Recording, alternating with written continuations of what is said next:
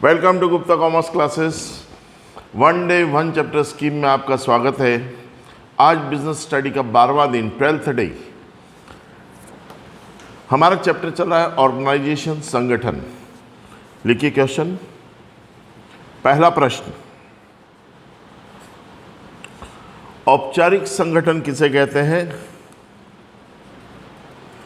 What do you mean by formal organisation? Right the character 6। औपचारिक संगठन किसे कहते हैं, इसकी विशेषताएं बताओ।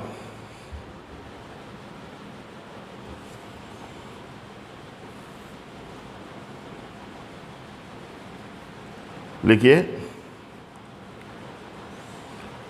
Answer. Formal organisation is a branch of organization। औपचारिक संगठन संगठन की वह शाखा है in which formal organization is the branch of organization in which औपचारिक संगठन संगठन की वह शाखा है जिसमें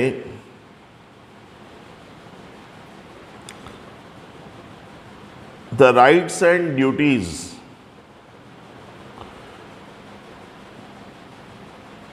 जिसमें प्रबंध के हर स्तर पर rights and duties of employees are clarify, जिसमें प्रबंध के हर स्तर पर अधिकारियों के अधिकार एवं कर्तव्यों अधिकारियों के अधिकार एवं कर्तव्यों की स्पष्ट व्याख्या कर दी जाती है।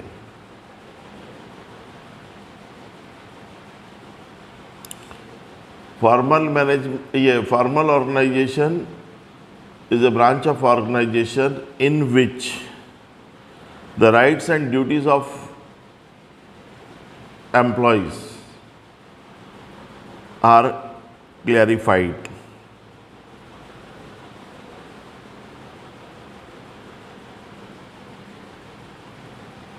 इन दिस, इसके अंतर्गत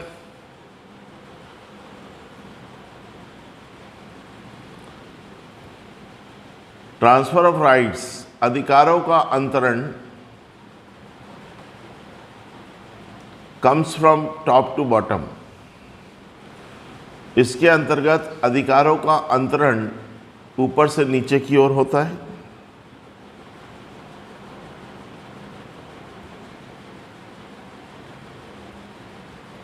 डेलीगेशन ऑफ अथॉरिटी भी बोलते हैं उसको ना।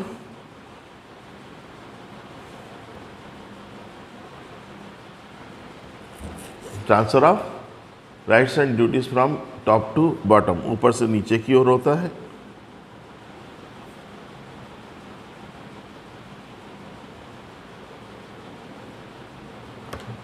करेक्टर 6, विशेषताएं।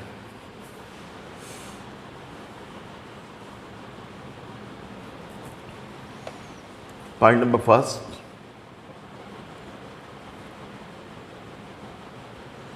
formal organization is create, औपचारिक संगठन निर्धारित उद्देश्यों की प्राप्ति के लिए स्थापित किया जाता है। निर्धारित उद्देश्यों की प्राप्ति के लिए स्थापित किया जाता है। Formal organization is created for achieving the particular goal। Formal organization is created for achieving the particular goal। ठीक है। सेकेंड पॉइंट,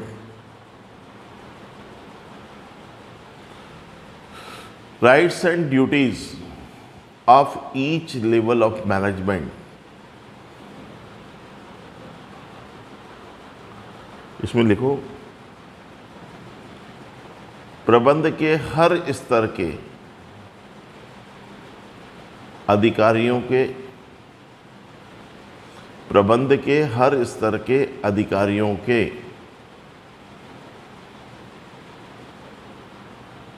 अधिकार तथा कर्तव्यों की स्पष्ट व्याख्या कर दी जाती है। The rights and duties of each and every level of management is clarified.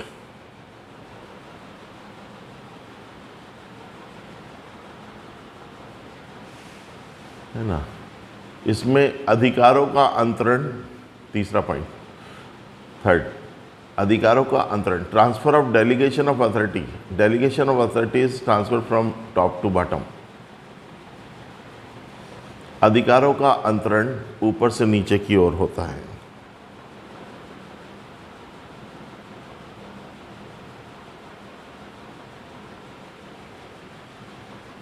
It's followed unity of command, इसके अंतर्गत आदेश की एकता, आदेश की एकता का परिपालन किया जाता है।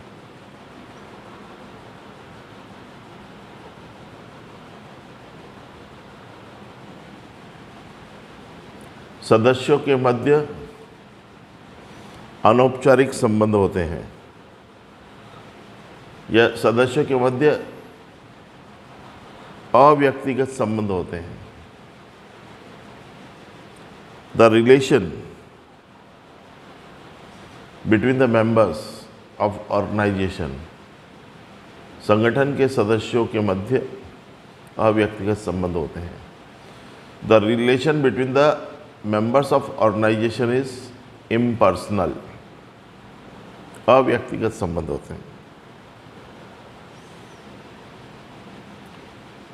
ऑर्गेनाइजेशन, नेक्स्ट पॉइंट है, ऑर्गेनाइजेशन चार्ट इज यूज्ड, इसमें संगठन चार्ट का प्रयोग किया जाता है। चार्ट, इसमें संगठन चार्ट का प्रयोग किया जाता है। Organisation chart is used.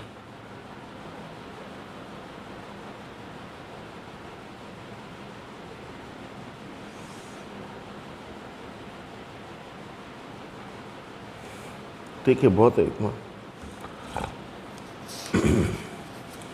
बगला लिखिए, नेक्स्ट क्वेश्चन, अगला प्रश्न।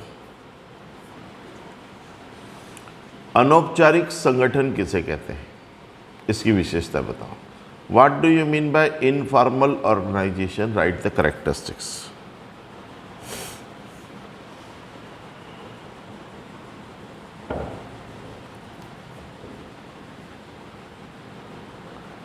अनौपचारिक संगठन किसे कहते हैं, इसकी विशेषता बताओ।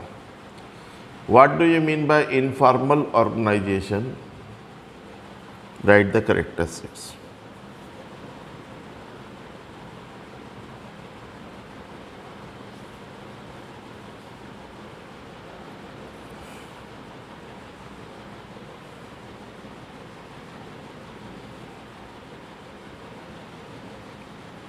लिखो आंसर। प्रश्न था आपका, अनौपचारिक संगठन किसे कहते हैं, इसकी विशेषताएं बताओ। What do you mean by informal organisation, right the characteristics.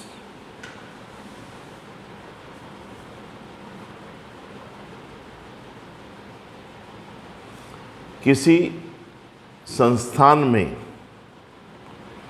औपचारिक रूप से कार्य करते हुए, पहले हिंदी मीडियम वाले लिख लें, किसी संस्थान में औपचारिक रूप से कार्य करते हुए व्यक्तियों के मध्य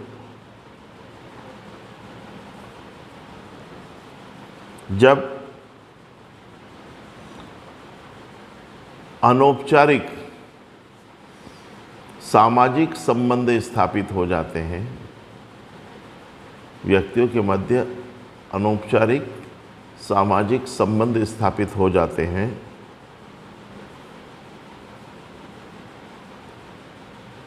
तो अनौपचारिक संगठन का जन्म होता है।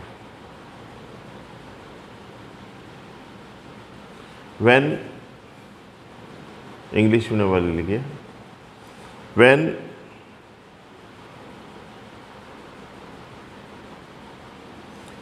informal social relation, when informal social relation is developed between the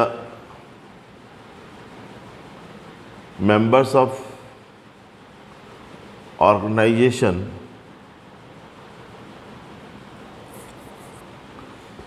at the time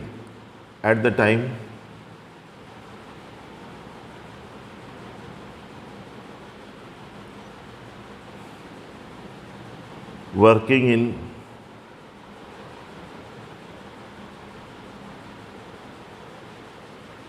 an institution as a formal organization.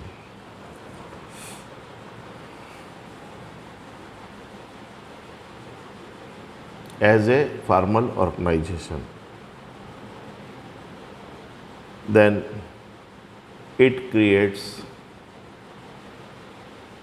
the origin of informal organization. It creates the origin of informal organization. समझ गए? Informal social relation है ना.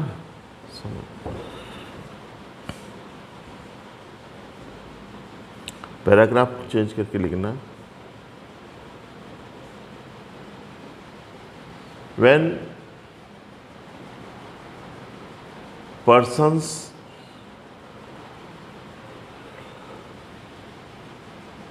working in an institution for long term period, जब व्यक्तियों द्वारा एक ही विभाग में, when persons are working in the institution for long term period या in the department for long term period, जब व्यक्ति के द्वारा एक ही विभाग में लंबे समय तक कार्य किया जाता है,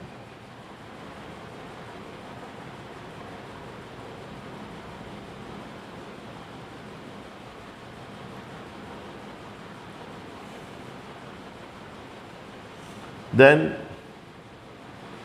a social relation is created between the members. तो सदस्यों के मध्य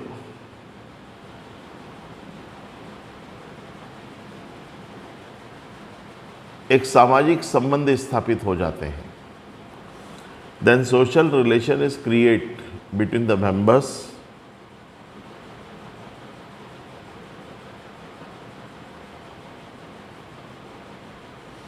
that is called informal relation.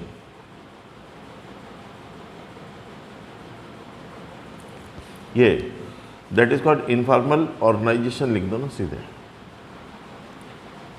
तो उसे अनौपचारिक संगठन कहते हैं. तो ग्रुप हो जाता, ग्रुप ऑफ ए पर्सन, व्यक्तियों का समूह है ना.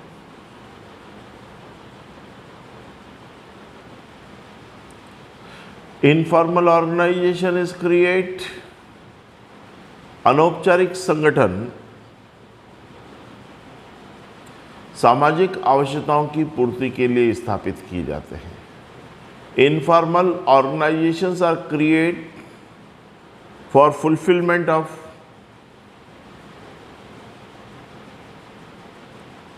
अनौपचारिक संगठन सामाजिक आवश्यकताओं की पूर्ति के लिए किए जाते हैं. Informal organizations are created for fulfillment of social requirement.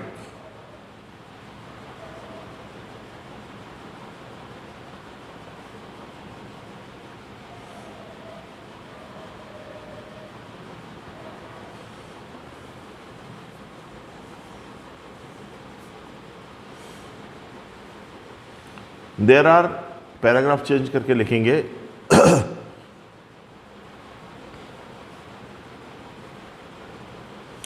There are some certain rules, regulations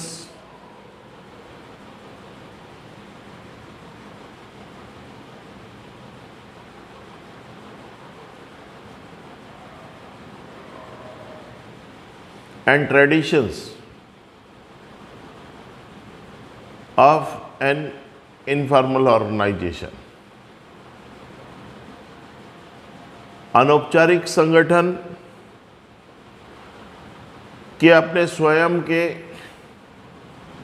नियम और परंपराएं होती है। There are certain rules, regulations and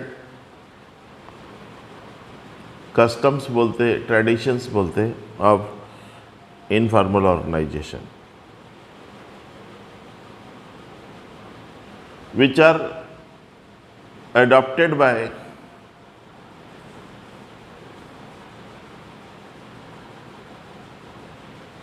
which are generally adopted by all the members, जो कि सामान्यतः सभी सदस्यों द्वारा अपनाए जाते हैं।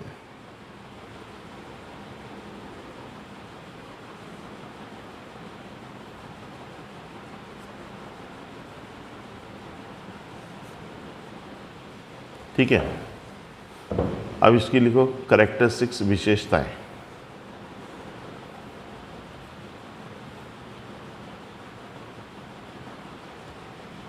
पॉइंट नंबर फर्स्ट, अनौपचारिक संगठन का निर्माण स्वतः ही हो जाता है। Informal organisation is create automatically. औपचारिक संगठन का अनौपचारिक संगठन का निर्माण स्वतः ही हो जाता है। Informal organisation is create automatically.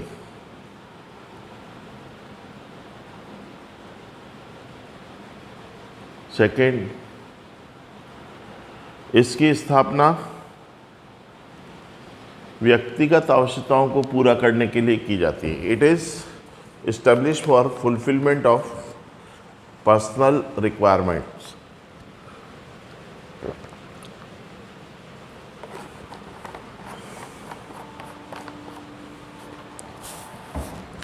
इसकी स्थापना व्यक्तिगत आवश्यकताओं को पूरा करने के लिए की जाती है। It is established for fulfilment of personal requirement.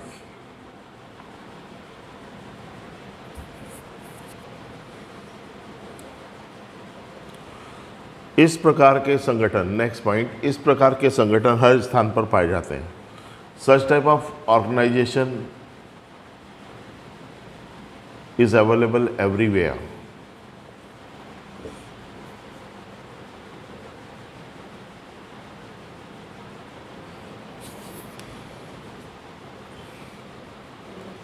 अगला पॉइंट देखिए, organisation chart is not used. इनके द्वारा संगठन चार्ट का उपयोग नहीं किया जाता।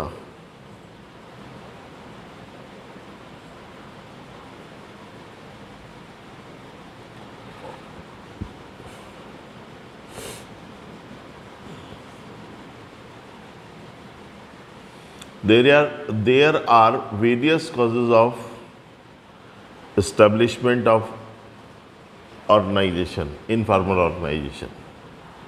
अनौपचारिक संगठन के स्थापना के कई कारण हैं, जैसे there are various causes of establishment of informal organisation. अनौपचारिक संगठन की स्थापना के कई उद्देश्य, कई कारण हैं, जैसे फॉर एग्जांपल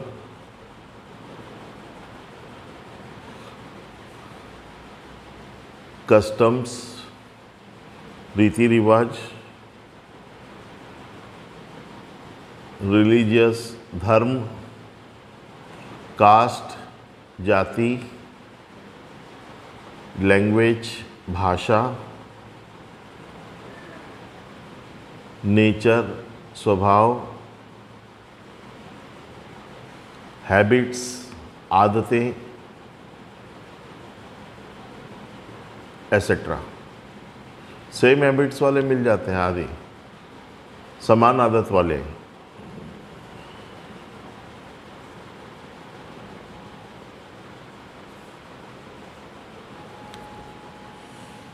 अगला पॉइंट इसमें, it is available in each and every level of organisation.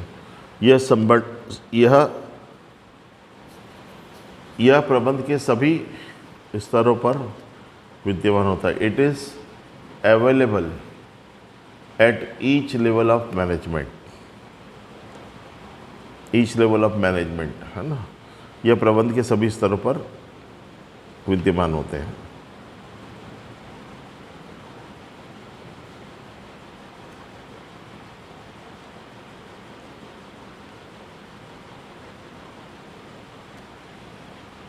ठीक है, अगला क्वेश्चन लिख लीजिए। अगला प्रश्न, औपचारिक तथा अनौपचारिक संगठन में अंतर बताइए। Differentiate between formal and informal organisation.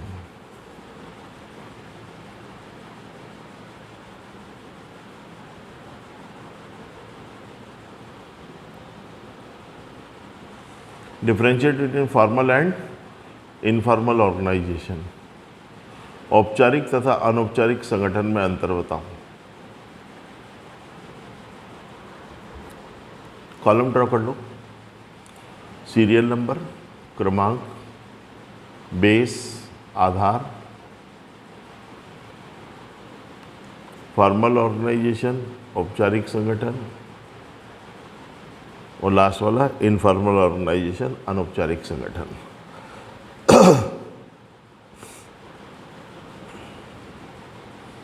Point number first, origin, जन्म, ओरिजिन, जन्म या प्रारंभ लिख सकते, beginning.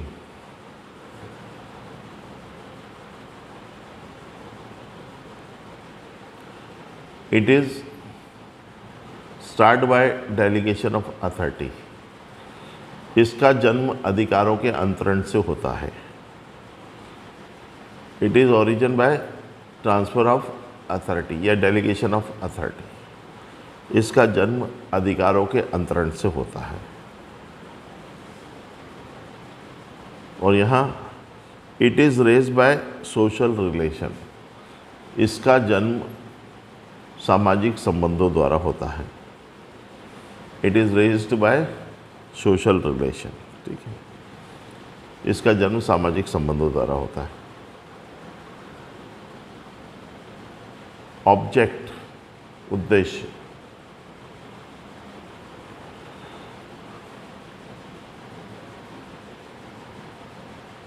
The main object is,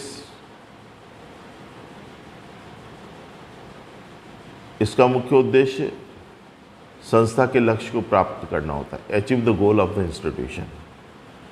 the main object is achieve the goal of institution. संस्था के लक्ष्य को प्राप्त करना होता है। इधर लिखेंगे the main object is social satisfaction. Social satisfaction, इसका मुख्य उद्देश्य सामाजिक संतुष्टि प्राप्त करना होता है। The main object is social satisfaction, सामाजिक संतुष्टि प्राप्त करना होता है। रिलेशन, संबंध, सदस्यों के मध्य अव्यक्तिगत संबंध होते हैं। Impersonal relation, impersonal relation is create between the members. सदस्यों के मध्य अव्यक्तिगत संबंध होते हैं। Impersonal relation is create with the members. और यहाँ क्या आ जाएगा, personal relation is create with the members. इसमें सदस्यों के मध्य व्यक्तिगत संबंध होते हैं। ठीक है, अगला पॉइंट, शेप, आकार। द शेप इज वाइड, इसका आकार बड़ा होता है, विस्तृत होता है। और इसका generally the shape is narrow, इसका आकार छोटा होता है।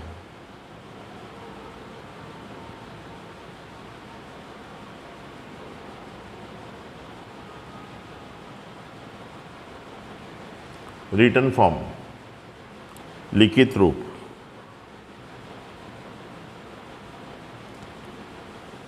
All the rights and duties are in the written form. इसमें अधिकार एवं कर्तव्य लिखित रूप में होते हैं। All the rights and duties are in written form. इसमें सभी अधिकार और कर्तव्य लिखित रूप में होते हैं। और इसमें क्या होता है,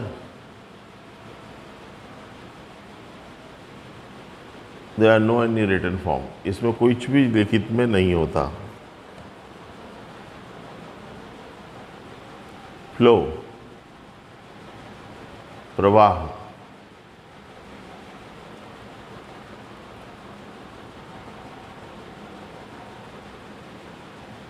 फ्लो, प्रवाह, इसमें सत्ता ऊपर से नीचे की ओर चलती है। In this the flow of conversation start from top to bottom. The flow of conversation is start from top to bottom. इसमें सत्ता का प्रवाह ऊपर से नीचे की ओर होता है, और इधर क्या होगा, बॉटम टू टॉप। इसमें द फ्लो ऑफ इंस्टीट्यूशन, ये the flow of conversation is from bottom to top, और हॉरिजेंटल, इसमें सत्ता का प्रवाह नीचे से ऊपर की ओर या समतल होता है, नीचे से ऊपर की ओर या समतल, हॉरिजेंटल।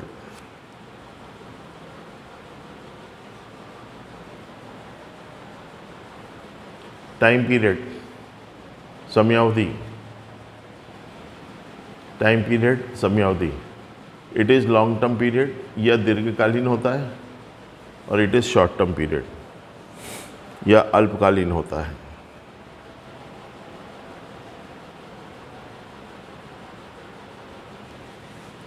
ऑर्गेनाइजेशन चार्ट, संगठन चार्ट, अगला पॉइंट, ऑर्गेनाइजेशन चार्ट, संगठन चार्ट। पहले वाले में क्या लिखेंगे, ऑर्गेनाइजेशन चार्ट इज यूज्ड, इसमें संगठन चार्ट का उपयोग किया जाता है। ऑर्गेनाइजेशन चार्ट इज यूज्ड, और इधर लिख देंगे organisation chart is not used, संगठन चार्ट का उपयोग नहीं किया जाता।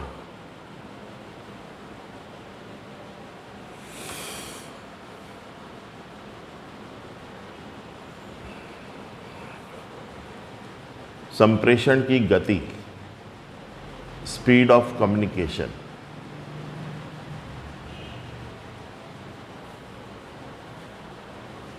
The speed of communication is slow, इसमें संप्रेषण की गति धीमी होती है। The speed of communication is slow, इसमें संप्रेषण की गति धीमी होती है, और इधर क्या लिख देंगे, the speed of communication is fast, संप्रेषण की गति तीव्र होती है। होगा ना 5-6 पॉइंट, ज़्यादा होगा, ठीक है, बस ठीक है।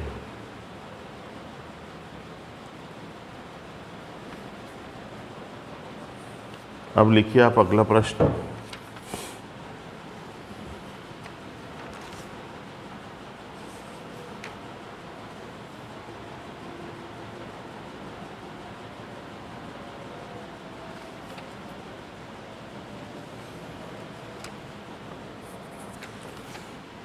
Differentiate between delegation of authority and decentralization. अधिकार अंतरण, अधिकारों का अंतरण तथा विकेंद्रीकरण में अंतर बताइए। अधिकारों का अंतरण तथा विकेंद्रीकरण में अंतर बताइए। Differentiate between delegation of authority and decentralisation.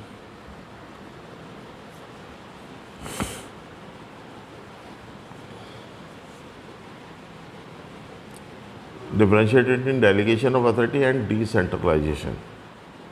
अधिकारों का अंतरण तथा विकेंद्रीकरण में अंतर बताइए। कॉलम ड्रॉ कर लो, serial number, base, delegation of authority and decentralisation, विकेंद्रीकरण।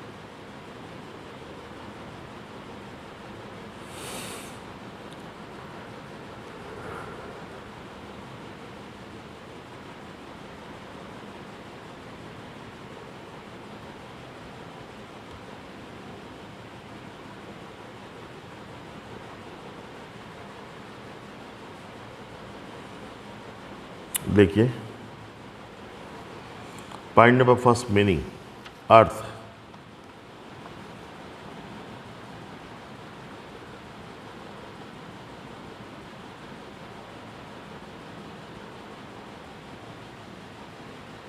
मीनिंग, डेलीगेशन ऑफ अथॉरिटी में क्या लिखेंगे? अधिकार का अंतरण में पहला पॉइंट अर्थ, meaning. When higher authority transfer their rights and duties to the lower authority, जब उच्च अधिकारियों द्वारा अपने अधिकार एवं कर्तव्यों का हस्तांतरण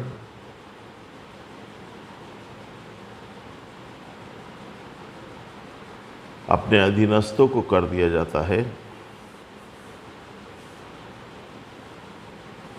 तो उसे अधिकारों का अंतरण कहते हैं। When rights and duties are transferred from higher authority to coordinators या lower authority is called delegation of authority.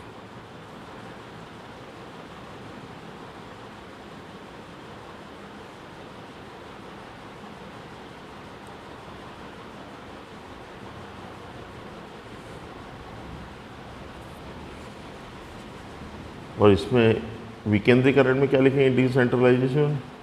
When higher authority, जब उच्च अधिकारियों द्वारा, when higher authority transferred their maximum rights and duties to their coordinators,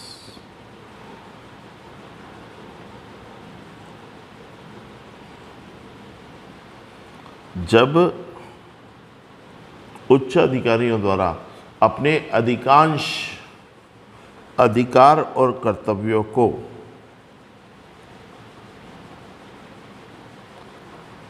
अपने अधीनस्थ कर्मचारियों को सौंप दिया जाता है, तो उसे विकेंद्रीकरण कहते हैं। Is called decentralisation. When maximum rights and duties are transferred from higher authority to lower authority is called decentralization.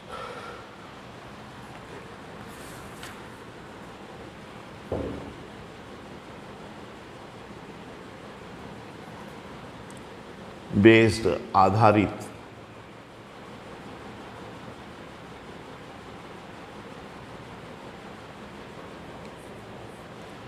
पहले में लिखना it is not based on decentralisation, यह विकेंद्रीकरण पर आधारित नहीं होता। अधिकारों के अंतर्गत में it is not based on decentralisation, यह विकेंद्रीकरण पर आधारित नहीं होता। It is not based on decentralisation. और उधर क्या लिखेंगे? It is based on delegation of authority, यह अधिकारों के अंतरण पर आधारित होता है। It is based on delegation of authority, यह अधिकारों के अंतरण पर आधारित होता है।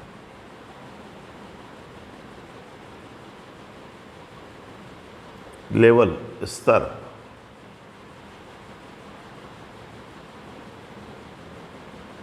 It is transfer from higher authority to lower authority, इसमें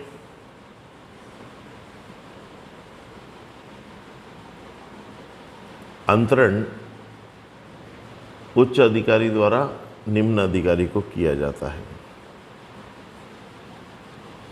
the rights and duties are transfer from higher authority to lower authority, इसमें अधिकार और कर्तव्यों का हस्तांतरण उच्च अधिकारी द्वारा निम्न अधिकारियों को किया जाता है।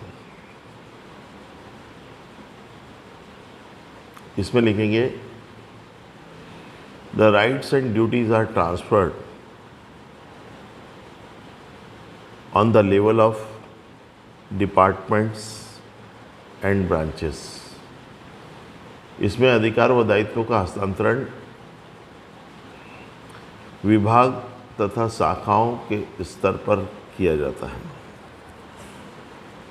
Department and branches.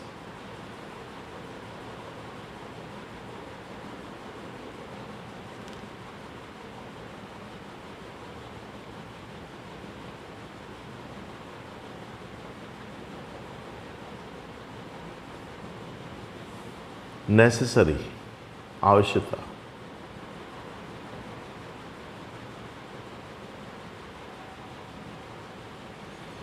It is necessary for work performance, कार्य निष्पादन के लिए यह आवश्यक है।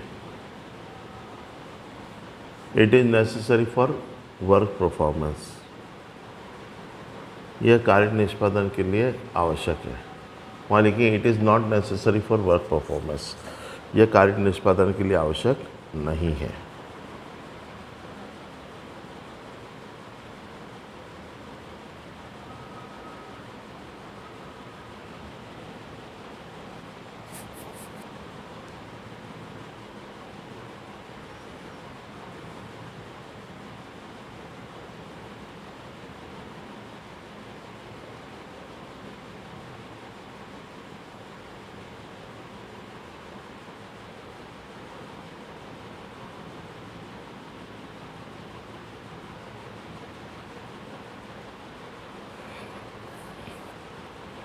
अगला पॉइंट, गाइडेंस, मार्गदर्शन।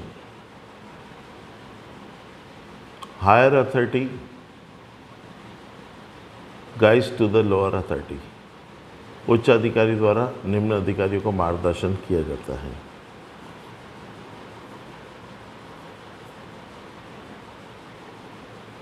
और इधर क्या लिखेंगे, freedom is provided to each and every authority, प्रत्येक स्तर पर कार्य की स्वतंत्रता दी जाती है।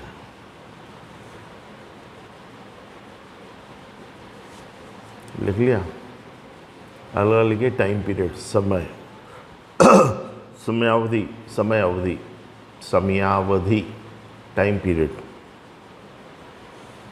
इधर लिखना it is for short term, यह अल्पकाल के लिए होता है। और उधर लिख दो it is for long term, यह दीर्घकाल के लिए होता है।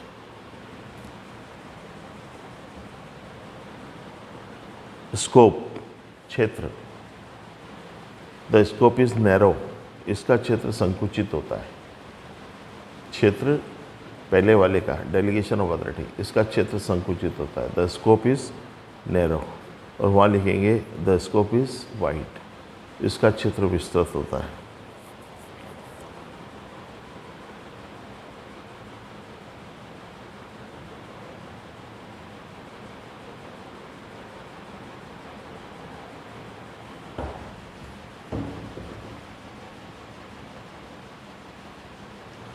इवैल्यूएशन, मूल्यांकन।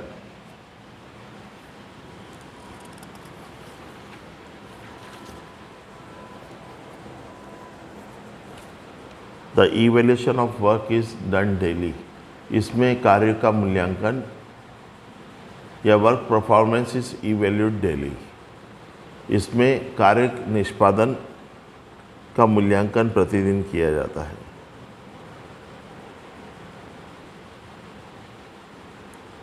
वर्क परफॉर्मेंस आर इवैल्यूड डेली, प्रतिदिन कार्य निष्पादन का मूल्यांकन प्रतिदिन किया जाता है। और इसमें क्या लिखेंगे,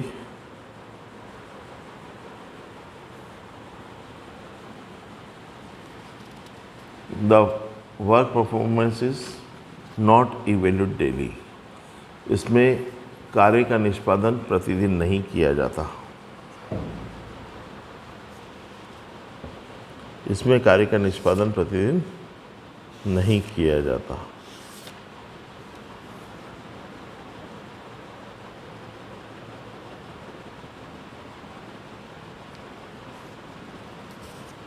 ठीक है भाई।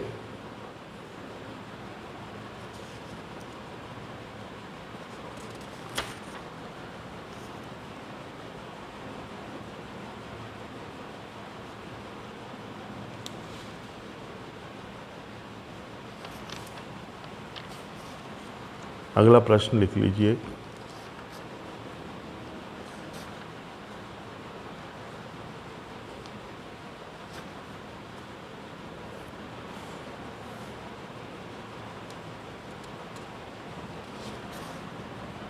एक देखता हूँ मैं, line organisation.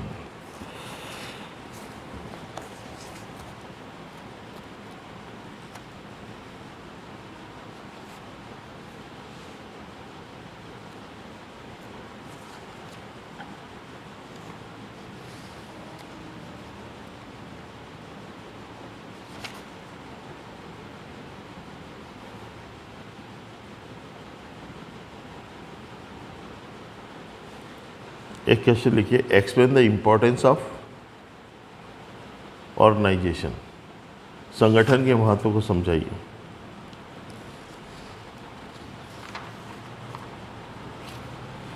Explain the importance of organisation. संगठन के महत्व को समझाइए।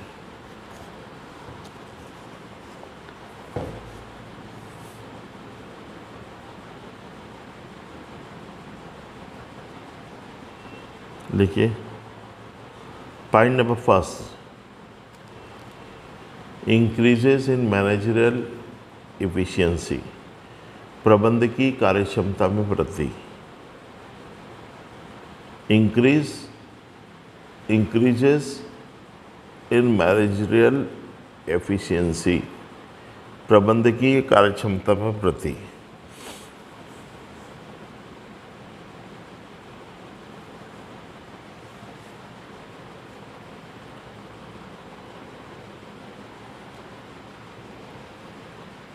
अंडर द ऑर्गेनाइजेशन, संगठन के अंतर्गत,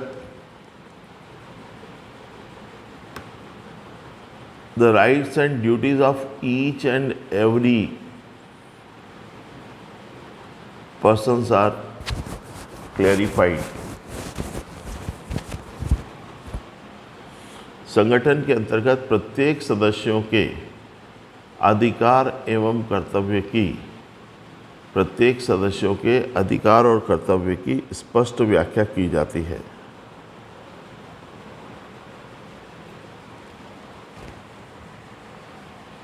under the organization, the rights and duties of each and every person is clarified.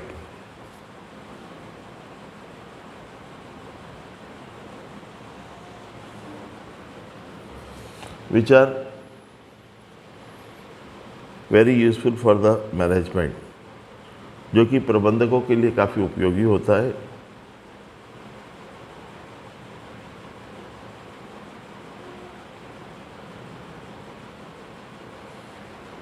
Best organisation, श्रेष्ठ संगठन, get the full benefit of qualities of all the employees. एक अच्छा संगठन सभी कर्मचारियों की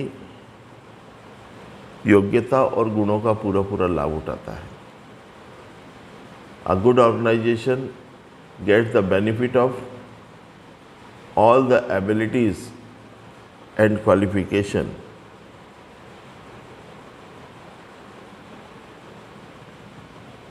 and qualities of an employee.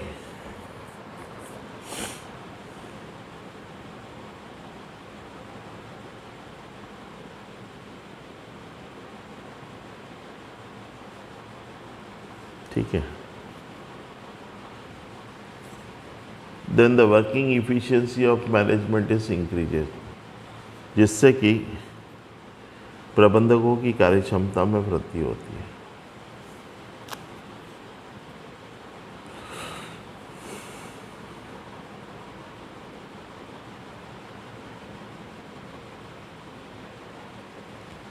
अगला point, विशिष्टीकरण के माध्यम से optimum utilisation of human efforts, HUMAN, human efforts through specialisation. विशिष्टीकरण के माध्यम से मानवीय प्रयत्नों का अधिकतम उपयोग, मैक्सिमम या optimum utilisation of human efforts through specialisation.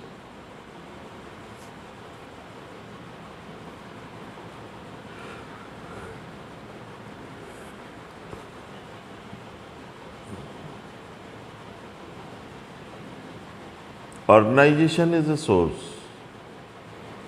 From which, संगठन एक साधन है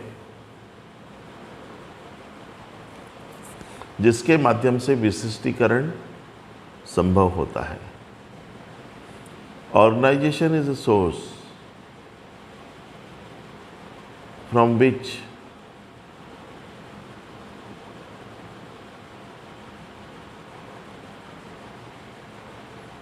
possible specialization।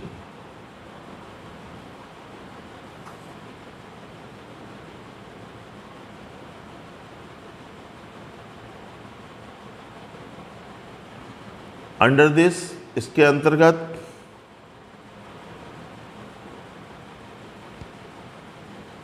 Works distributed to the members according to their ability. इसके अंतर्गत विभिन्न व्यक्तियों को कार्य का विभाजन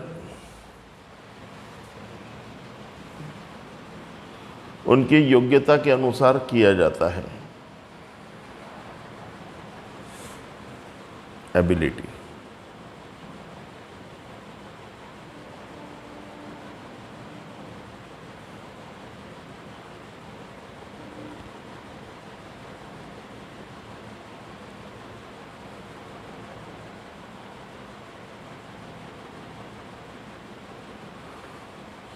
particular work is done regularly by the members, सदस्यों द्वारा प्रतिदिन एक ही जैसा कार्य किया जाता है। Particular work is done by the members every day या रेगुलरली, सदस्यों द्वारा एक ही प्रकार का कार्य प्रतिदिन किया जाता है। हु क्रिएट द स्पेशलाइजेशन, जिससे विशिष्टीकरण की स्थापना होती है। हु स्टैब्लिश या हु क्रिएट स्पेशलाइजेशन, जिससे विशिष्टीकरण की स्थापना होती है। And the working efficiency of employees are increases, तथा कर्मचारियों की कार्यक्षमता में वृद्धि होती है। And working efficiency of employees are increases, कर्मचारियों की कार्यक्षमता में वृद्धि होती है।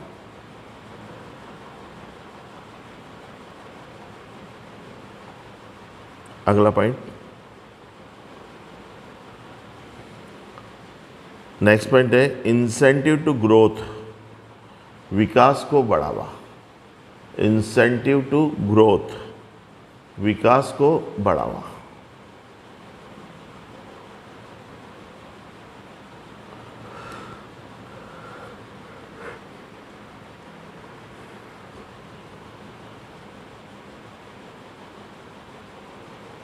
हेल्दी ऑर्गेनाइजेशन क्रिएट स्वस्थ संगठन एक ऐसे ढांचे को का निर्माण करता है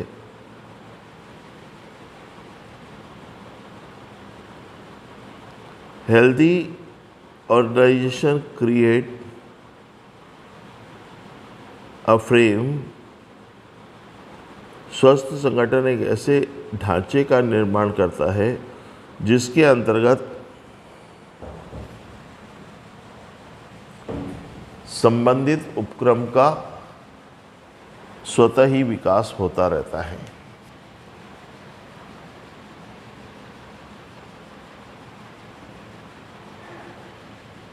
incentive to growth, healthy organisation create such type of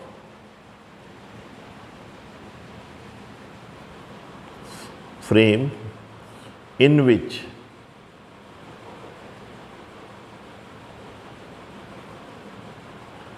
the institution is automatically developed.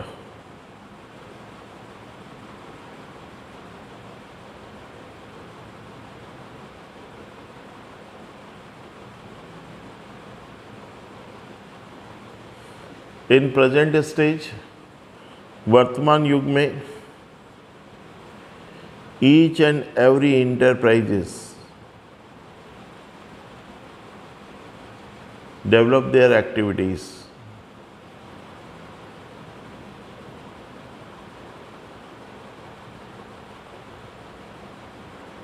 वर्तमान युग में प्रत्येक उपक्रम द्वारा अपनी क्रियाओं का विस्तार किया जाता है।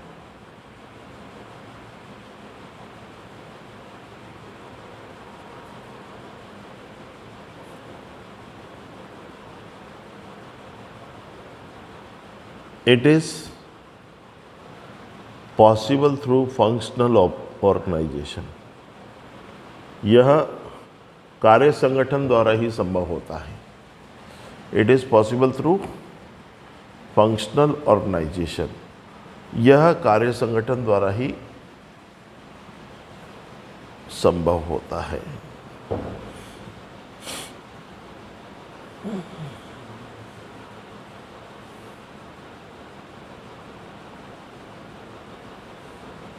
अगला पॉइंट, समन्वय को सुविधाजनक बनाना,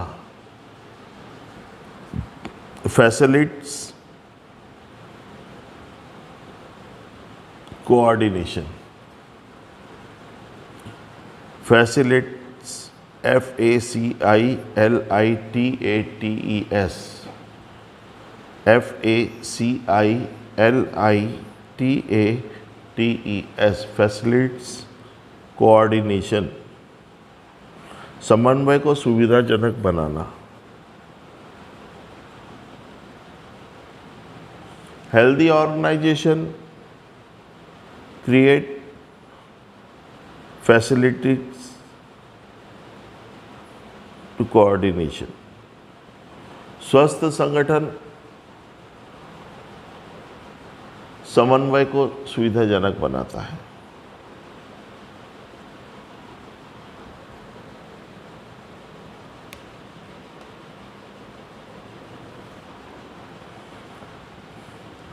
bye the help of organisation, संगठन के माध्यम से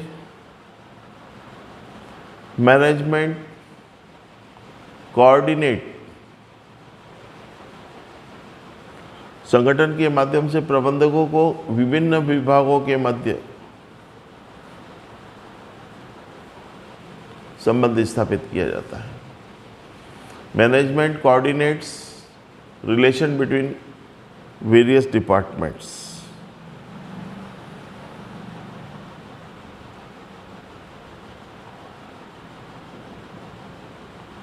Who increases the working efficiency, जिससे कार्यक्षमता बढ़ती है,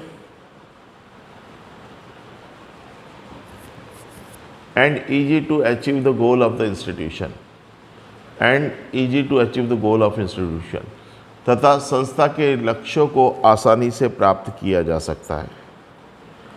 and easy to achieve the goal of institution, तथा संस्था के लक्ष्यों को आसानी से प्राप्त किया जा सकता है। ठीक है, तो इस प्रकार से बेटा यहाँ पर आपका ये चैप्टर ऑर्गेनाइजेशन, संगठन, ये भी समाप्त होता है। ठीक है, ऑर्गेनाइजेशन, संगठन।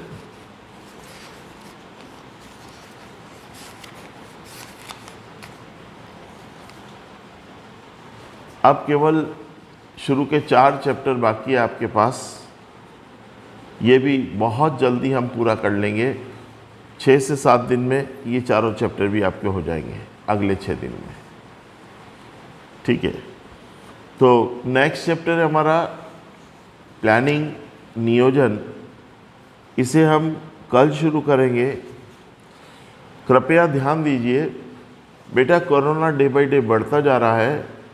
हमें सेफ्टी सिक्योरिटी के साथ घर में ही रहना है। अधिकतम समय घर में निकालिए, बहुत ज़्यादा आवश्यक हो तभी बाहर निकलिए, और बाहर निकलते समय मास्क का उपयोग अवश्य करें, सोशल डिस्टेंसिंग मेंटेन करें, बार बार हैंड सैनिटाइज़र करें, क्योंकि जान बड़ी कीमती होती है और इस चीज़ का हमें ध्यान रखना होगा। ठीक है, तो आज का क्लास हम यहीं समाप्त करते हैं।